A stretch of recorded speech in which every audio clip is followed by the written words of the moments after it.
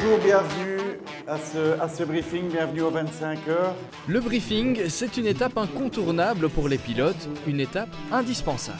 C'est le moment le plus important du week-end, c'est le seul et unique moment de contact avec les pilotes.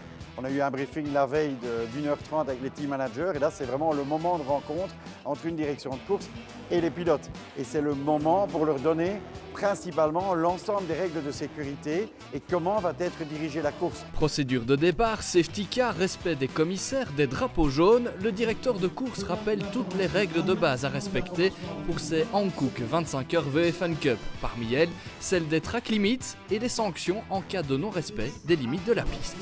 C'est surtout les sanctions qu'ils vont recevoir s'ils ne jouent pas le jeu. Et les sanctions, ça peut aller jusque de nouveau un tour de pénalité, c'est-à-dire que quelqu'un, d'abord on va les avertir, on va appeler le team manager ensuite, et puis on va leur mettre un drive-through qui est une pénalité.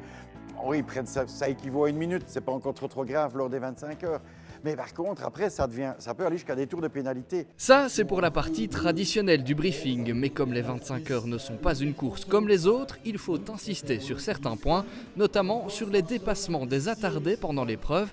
Il y en aura quelques-uns, avec plus de 120 voitures en piste. Parce qu'en compétition, dans notre sport, c'est le pilote qui va le plus vite qui fait l'action de dépasser. Et dans mon concept de directeur de course, je ne tolérerai jamais un pilote rapide, même s'il est en tête des 25 heures, qui viendrait pousser volontairement ce que moi j'appelle les bum karting, c'est-à-dire quand on vient donner le petit coup pour désarçonner le pilote qui est devant. C'est quelque chose que je ne tolère pas en Fun Cup. Les plus de 500 pilotes venus de 18 pays différents sont donc prévenus, tout comme les team managers qui eux aussi ont été briefés.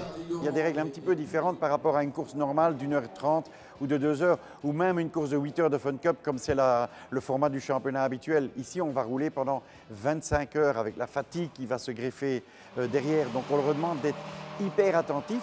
Et lors du briefing team manager, justement, là on est rentré dans cette profondeur de l'exactitude en établissant des règles, en mettant même carrément des gentlemen agreements entre la direction de course et les team managers de façon à ce que l'information et les règles de sécurité soient vraiment bien mises en place. Un dispositif nécessaire pour vivre la plus longue épreuve de l'année dans le respect et avec fun.